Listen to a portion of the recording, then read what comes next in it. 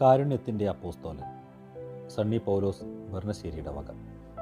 ദൈവം കരുണയാണെന്നും കാരുണ്യമാണ് ഏറ്റവും വലിയ പുണ്യമെന്നും വിശ്വസിച്ച് വാക്കുകളിലും പ്രവൃത്തികളിലും ഒരുപോലെ കരുണയുടെ നക്ഷത്രങ്ങൾ വിരിയിച്ച് നന്മയുടെ സ്നേഹപ്രകാശം വിതറി നിത്യതയിലേക്ക് കടന്നുപോയ ഫ്രാൻസിസ് പാപ്പ ഇനി ജ്വലിക്കുന്ന ഒരു ഓർമ്മ മാത്രം.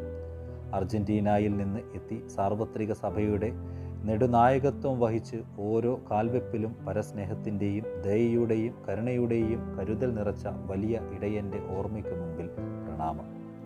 കഴിഞ്ഞ ഒരു വ്യാഴവട്ടക്കാലം തൻ്റെ വ്യത്യസ്തമായ ചിന്താധാരകളിലൂടെയും പ്രവർത്തന ശൈലിയിലൂടെയും ലോകത്തെ അത്ഭുതപ്പെടുത്തിയ ആത്മീയ ആചാര്യനായിരുന്നു ഫ്രാൻസിസ് പാപ്പ.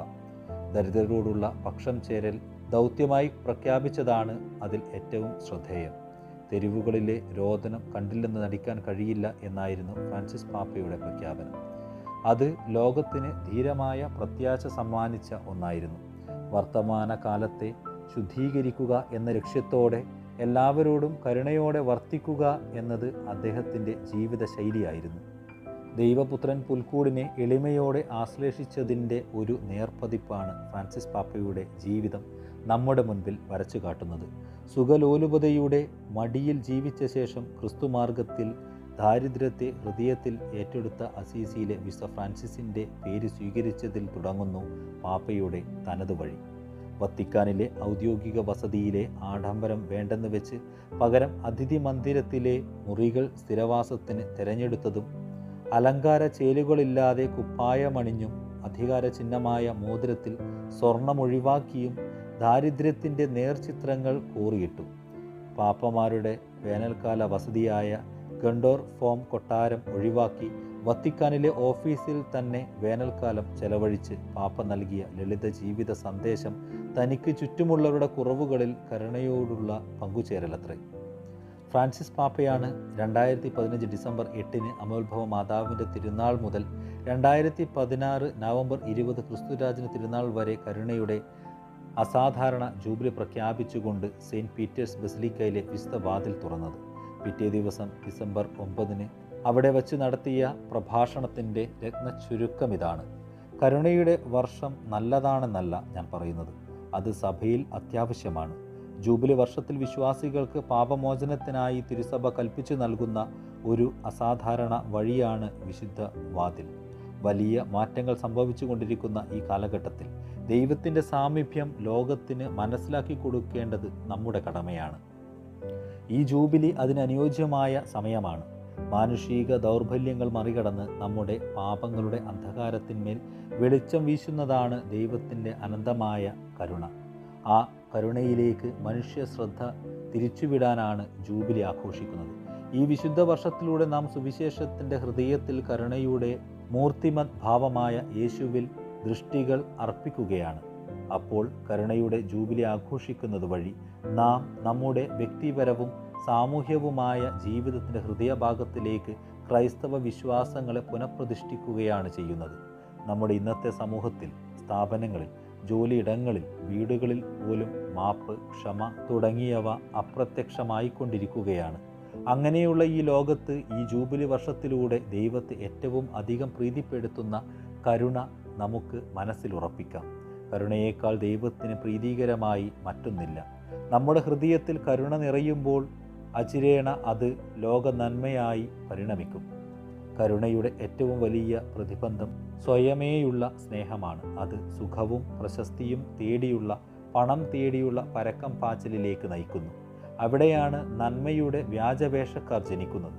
നന്മയുടെ കപടനാട്യക്കാർ ആകാതിരിക്കാൻ പരിശുദ്ധ മറിയത്തിൻ്റെ മാധ്യസ്ഥതയ്ക്കായി നമുക്ക് പ്രാർത്ഥിക്കാം എന്ന് പറഞ്ഞുകൊണ്ടാണ് പിതാവ് തൻ്റെ പ്രഭാഷണം അവസാനിപ്പിക്കുന്നത്. കരുണയുടെ വർഷം പ്രധാനമായി 2 സന്ദേശങ്ങളാണ് നൽകിയത്. ഒന്ന്, ദൈവം കരുണയുള്ളവനാണ്, അതിനാൽ നാം ദൈവത്തിൻ്റെ കരുണ നേടിയെടുക്കണം. 2, ദൈവം നമ്മോട് കരുണ കാണിക്കുന്നത് പോലെ നാം മറ്റുള്ളവരോടും കരുണ കാണിക്കണം.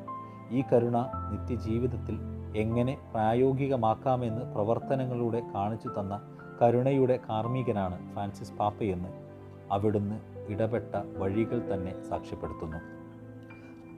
അവസാന ശ്വാസം വരെ ദരിദ്രരോടും കഷ്ടത്തിൽ അനുഭവിക്കുന്നവരോടും ചേർന്ന് നിൽക്കുകയും അവർക്കായി ശബ്ദമുയർത്തുകയും ചെയ്ത മനുഷ്യസ്നേഹിയായിരുന്നു ഫ്രാൻസിസ് പാപ്പ. ഈസ്റ്റർ ദിനത്തിൽ സെയിൻറ്റ് പീറ്റേഴ്സ് ചത്വരത്തിൽ നഗരത്തിനും ലോകത്തിനും നൽകിയ തൻ്റെ അവസാന സന്ദേശത്തിലും പാപ്പ ഊന്നൽ നൽകിയത് ഗാസയിലും ഉക്രൈനിലുമടക്കം യുദ്ധക്കെടുതികൾ അനുഭവിക്കുന്നവർക്കും ഹമാസ് ബന്ദികളാക്കി വച്ചിരിക്കുന്ന ഇസ്രയേലികൾക്കുമായിരുന്നു. പോരടിക്കുന്ന വിഭാഗങ്ങളോട് എനിക്ക് പറയാനുള്ളത് ഇത്രമാത്രം: ബന്ദികളെ വിട്ടു നൽകുക, വെടിനിർത്തൽ പ്രഖ്യാപിക്കുക, സമാധാനം ആഗ്രഹിക്കുന്ന പട്ടിണിക്കാരുടെ രക്ഷയ്ക്കെത്തുക എന്നാണ് പാപ്പ തൻ്റെ സന്ദേശത്തിൽ പറഞ്ഞത്. യുദ്ധം തകർത്തെറിഞ്ഞ യമൻ, ഉക്രൈൻ എന്നീ രാജ്യങ്ങളിലെ ജനങ്ങളെയും ലബനൻ, സിറിയ എന്നിവിടങ്ങളിലെ ക്രൈസ്തവ സമൂഹങ്ങളെയും പ്രാർത്ഥനകളിൽ ഓർക്കണമെന്നും പാപ്പ ആഹ്വാനം ചെയ്തു.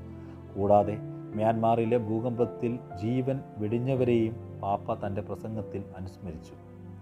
പാപ്പയുടെ കരുതലിൻ്റെ കരുണാർദ്രമായ കണ്ണുകൾ എത്ര ആഴത്തിലാണ് എന്നതിന് നിദർശനങ്ങളാണിവ. കാരുണ്യത്തിൻ്റെ വക്താവായ പാപ്പ ദൈവം കരുണയാണെന്നും കാരുണ്യമാണ് ഏറ്റവും വലിയ പുണ്യമെന്നും ഉറച്ചു വിശ്വസിച്ചു. സഭയിൽ ഒട്ടേറെ പരിഷ്കാരങ്ങൾ ഏർപ്പെടുത്തുമ്പോഴും ക്രൈസ്തവ മൂല്യങ്ങൾ ഒട്ടും ചോർന്നു പോകാതിരിക്കാൻ ശ്രദ്ധിച്ചു. അഭയാർത്ഥികൾക്ക് യൂറോപ്പിൻ്റെ തീരം തുറക്കണമെന്ന് ആവശ്യപ്പെട്ട പാപ്പയുടെ വാക്കുകൾ പല രാജ്യങ്ങളും കേൾക്കാതെ പോയി.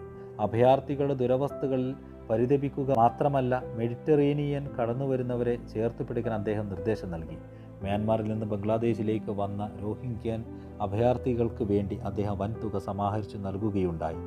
വീടും കൂടും നഷ്ടപ്പെട്ട അഭയാർത്ഥികളെ വത്തിക്കാനിൽ സ്വീകരിക്കാൻ കാണിക്കാൻ മാത്രം ഹൃദയവിശാലത പ്രാപ്യമാവുന്നത് അന്യന് വേണ്ടി ജീവൻ ബലികഴിക്കാൻ പറഞ്ഞ ക്രിസ്തുവിൻ്റെ കാരുണ്യം ഹൃദയത്തിൽ ഏറ്റെടുത്തതുകൊണ്ടാണ്. ദരിദ്ര രാജ്യങ്ങൾ ദർശിക്കുവാനുള്ള താല്പര്യവും പ്രത്യക്ഷമായി ഉണ്ടായിരുന്നു. ഇതര മതസ്ഥരുമായി സൗഹൃദത്തിൽ കഴിയേണ്ടവരാണ് ക്രൈസ്തവരെന്ന് അദ്ദേഹം ശഠിച്ചു. അബുദാബിലെ ഗ്രാൻഡ് ഇമാമുമായി നടത്തിയ ചരിത്രപ്രസിദ്ധമായ സംഗമം ലോക ചരിത്രത്തിൽ തന്നെ ഇടം പിടിക്കുന്നതാണ്. മതങ്ങൾ സ്നേഹത്തിലും സൗഹാർദ്ദത്തിലും കഴിയുമ്പോൾ മാത്രമേ ഭൂമിയിൽ ദൈവരാജ്യം സ്ഥാപിക്കുവാൻ കഴിയുകയുള്ളൂവെന്ന് അദ്ദേഹം ഉറച്ചു വിശ്വസിച്ചിരുന്നു. സഭ എല്ലാവരുടേതുമാണ്, എല്ലാവരും ദൈവമക്കളാണ് എന്ന സഭയുടെ നിലപാടിൽ അടിയുറച്ചുകൊണ്ട് സുവിശേഷത്തിൻ്റെ ആനന്ദം എല്ലാവരിലും പ്രസരിപ്പിക്കുവാനാണ് അവിടുന്ന് ശ്രമിച്ചത്. കഴിഞ്ഞ പെസഹ ദിനത്തിൽ ജയിൽ സന്ദർശിച്ച് ക്രിസ്തുവിൻ്റെ സഹനങ്ങളുടെ ഓർമ്മകൾ നിറഞ്ഞ വിശുദ്ധവാരത്തോട് തൻ്റെ സഹനങ്ങളെ ചേർത്ത് വയ്ക്കുന്ന പാപ്പയെയാണ് ലോകം കണ്ടത്. ആരോഗ്യ പ്രശ്നം മൂലം പെസഹ ദിനത്തിൽ ശുശ്രൂഷകളിൽ നിന്ന് വിട്ടുനിൽക്കുമെന്നാണ് കരുതിയതെങ്കിലും ആ ദിനത്തിൽ റോമിലെ റെജിന ചേലി ജയിൽ സന്ദർശിച്ചു. അവിടെ 70 തടവുകാരുമായി സംസാരിച്ച് അവർക്കൊപ്പം സമയം ചെലവഴിച്ചു. സ്ത്രീകളുടെയും മുസ്ലിം വിഭാഗത്തിൽപ്പെട്ടവർ അടക്കം അക്രൈസ്തവരുടെയും കുടിയേറ്റക്കാരുടെയും തടവുകാരുടെയും പാദങ്ങൾ കഴുകിയതിലൂടെ അവരും സമൂഹത്തിൻ്റെ ഭാഗമാണ് എന്ന് വെളിവാക്കുകയായിരുന്നു. വനിതകൾക്ക് വത്തിക്കാൻ്റെ അധികാര ഇടനാഴികളിൽ, തന്ത്രപ്രധാന ഇടങ്ങളിൽ പോലും സ്ഥാനം നൽകി പ്രാതിനിധ്യം ഉറപ്പുവരുത്തി.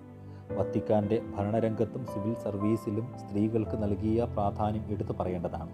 സമൂഹം അംഗീകരിക്കാതെ മാറ്റി നിർത്തിയ സ്വവർഗാനുരാഗികളെ അവരും ദൈവത്തിൻ്റെ മക്കളാണ്, നമുക്ക് വിധിക്കാൻ അവകാശമില്ല എന്ന് ഉറക്കെ പ്രഖ്യാപിക്കാനും കരുണാപൂർവം അവരെ ഉൾച്ചേർക്കുവാനും അവിടുന്ന് മടി കാണിച്ചില്ല. ട്രാൻസ്ജെൻഡർ വിഭാഗത്തിൽപ്പെട്ടവർ, ദരിദ്രർ, തടവിലാക്കപ്പെട്ടവർ, പീഡനത്തിന് ഇരയാക്കപ്പെടുന്ന ബാല്യങ്ങൾ തുടങ്ങി എല്ലാവരും കാരുണ്യത്തിൻ്റെ കൈത്താങ്ങ് നൽകേണ്ടവരാണ് എന്ന് വ്യക്തമാക്കി. ഈ കാരുണ്യം മനുഷ്യരിലേക്ക് മാത്രമല്ല പ്രകൃതിയിലേക്കും വഴിഞ്ഞൊഴുകുന്നതാണ്. പ്രകൃതിയോടുള്ള സ്നേഹം വളരെ വലുതായിരുന്നു. പരിസ്ഥിതി സംരക്ഷണം അദ്ദേഹത്തിൻ്റെ മുഖ്യ അജണ്ടയായിരുന്നു. അതുകൊണ്ടാണ് ലൗദാത്തോ സി എന്ന ചാക്രിക ലേഖനം തന്നെ അദ്ദേഹം പുറപ്പെടുവിച്ചത്. ദൈവം കർത്താവായ ഈശോ മിശിഹായിലൂടെ കൊണ്ടുവന്ന രക്ഷ മനുഷ്യർക്കും പ്രകൃതിക്കും എല്ലാം വേണ്ടിയുള്ളതായിരുന്നു. ആ രക്ഷ അങ്ങനെ ഒരനുഭവത്തിലേക്ക് ഉയർത്താൻ പരിശ്രമിച്ചു. ഭൂമിയെ നമ്മുടെ അമ്മയായി കരുതാൻ നിർദ്ദേശിച്ചു. നമുക്ക് കിട്ടിയ ഭൂമിയെ നമ്മുടെ പിൻതലമുറയ്ക്ക് വേണ്ടി കൂടുതൽ സമ്പന്നമായ രീതിയിൽ ഏൽപ്പിക്കുവാനും നാം പരിശ്രമിക്കണമെന്ന ചിന്ത ഫ്രാൻസിസ് പാപ്പയിൽ എന്നും ആഴപ്പെട്ടിരുന്നു. പരിസ്ഥിതി സംരക്ഷണത്തിന് വേണ്ടി എന്നും വാദിച്ചിരുന്നു. കാലാവസ്ഥ വ്യതിയാനം നേരിടാൻ നാം സജ്ജരാകണമെന്നും അവിടുന്ന് ഉദ്ബോധിപ്പിച്ചു. കാരുണ്യത്തിൻ്റെ ഈ അപ്പോസ്തലനെക്കുറിച്ചുള്ള ചിന്തകൾ കണ്ണൂരിൻ്റെ പ്രിയ കഥാകാരൻ ശ്രീ ടി പത്മനാഭൻ്റെ മരയ എന്ന കഥയിൽ അനുസ്മരിക്കുന്നുണ്ട്. ആ കഥയിൽ സംഭാഷണത്തിനിടയിൽ പാപ്പയെക്കുറിച്ചുള്ള പരാമർശം ഇങ്ങനെയാണ്: അപ്പോൾ മദർ സുപ്പീരിയർ ഒരു പുഞ്ചിരിയോടെ ചോദിച്ചു, എന്താണ് ഇത്ര കാര്യമായി പഠിക്കുന്നത്? ഞാൻ ഏറെ ഭവ്യതയോടെ പറഞ്ഞു, ഞാൻ എൻ്റെ വളരെ അടുത്ത 2 പരിചയക്കാരെ തിരയുകയായിരുന്നു. കണ്ടുകിട്ടി. ഇതിൽ ഒരാൾ ജീവിച്ചിരിപ്പില്ല. 2000 കൊല്ലങ്ങൾക്ക് മുൻപ് നമ്മളൊക്കെ കൂടി മരക്കുരിശിൽ അണിയടിച്ച് വളരെ ക്രൂരമായി. രണ്ടാമത്തെയാൾ ഇപ്പോഴും ജീവിച്ചിരിപ്പുണ്ട്. മദറിന് പരിചയം കാണും. ഫ്രാൻസിസ് എന്നാണ് പേര്. കഥാകൃത്ത് ഇങ്ങനെ പറയുന്നു: എൻ്റെ ഹൃദയത്തിൽ ഞാൻ വളരെ ഉയർന്ന ഇടം നൽകിയ ആചാര്യനാണ് യേശു ക്രിസ്തു. ആ ക്രിസ്തുവിൻ്റെ സമീപത്തായിട്ടാണ് ഞാൻ ഫ്രാൻസിസ് പാപ്പയെ പ്രതിഷ്ഠിച്ചിട്ടുള്ളത്. പാപ്പയാണ് എന്ന ഒറ്റ കാരണത്തിലല്ല ഞാൻ അദ്ദേഹത്തെ ആദരിക്കുന്നത്. എൻ്റെ അഭിപ്രായത്തിൽ യഥാർത്ഥ ക്രിസ്ത്യാനി എന്ന് പറയാൻ നമ്മുടെ കാലഘട്ടത്തിൽ ചൂണ്ടിക്കാണിക്കുവാനുള്ള ജീവിതമായിരുന്നു അത്. അദ്ദേഹത്തെക്കുറിച്ച് കേട്ടറിഞ്ഞതും വായിച്ചറിഞ്ഞതും അദ്ദേഹം തന്നെ എഴുതിയിട്ടുള്ള ഇടയലേഖനങ്ങളുടെ സമാഹാരം വായിച്ചറിഞ്ഞുമുള്ള ഭക്ത്യാദരങ്ങളാണ് ഇവിടെ സൂചിപ്പിക്കുന്നത്. ക്രിസ്തു പകർന്ന കരുണയുടെ ആൾരൂപമായ നമ്മുടെ പാപ്പയുടെ ജീവിതം നൽകുന്ന ഈ നേർസാക്ഷ്യം എത്ര മഹത്തരമാണ്! ഈ കാലഘട്ടത്തിൽ ജീവിക്കുവാൻ കഴിഞ്ഞത് വലിയ ദൈവാനുഗ്രഹവും.